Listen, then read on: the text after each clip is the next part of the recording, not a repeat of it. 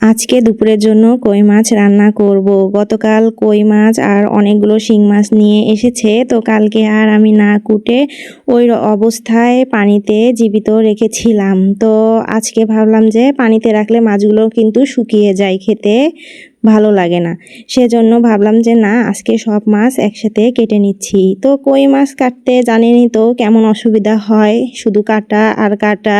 মাছগুলোর কাটা যাতে না লাগে সেজন্য আমি প্রথমে মাছগুলোর মধ্যে লবণ মেখে প্রায় 1-1.5 ঘন্টা রেখে দিয়েছিলাম।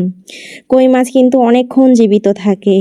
আমার মা, আমার শাশুড়ি বলতো যে কই মাছ নাকি শুধু যে খায় তাকে দেখে না, তাছাড়া নাকি সবাইকে দেখে, যে কাটে তাকে দেখে, যে রান্না করে তাকেও নাকি দেখে, যে পরিষ্কার করে ধোয় তাকেও দেখে, কিন্তু যে খায় তাকে আর দেখে না।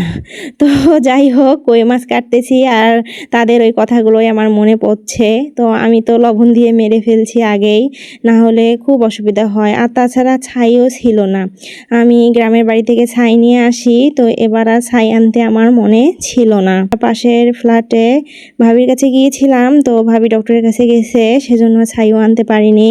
অনেক কষ্টে আমি কিন্তু মাছগুলো সব কেটেছি, ধুয়েছি। তারপর এই তো এখন রান্না করার পালা। মাছগুলো টাটকা ছিল, একদম দেশি মাছ ছিল, তো ভেজেই রান্না করলাম।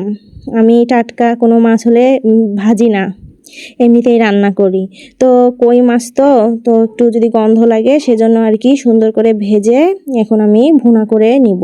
আসলে কিন্তু অনেক মজা হয়েছিল কই মাছের তরকারিটা। কই মাছের আজকে আমি তেল ঝাল রান্না করেছি, বেশি করে তেল দিয়েছি, বেশি করে ঝাল দিয়েছি, অনেক টেস্টি হয়েছিল।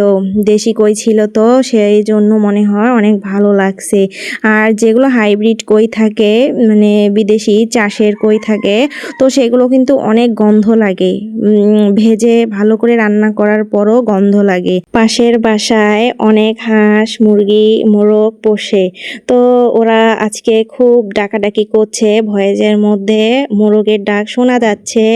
তো আজকে অনেক বৃষ্টি হচ্ছে, তো ওরা মনে হয় বাইরে বের হতে পারছে না, সেজন্য এরকম ডাকাডাকি করছে। তো আমি সব সময় ওদের ডাকাডাকি শুনি, আমার কাছে আবার ভালোই লাগে। তো যাই হোক, রান্না বান্না তো শেষ করলাম।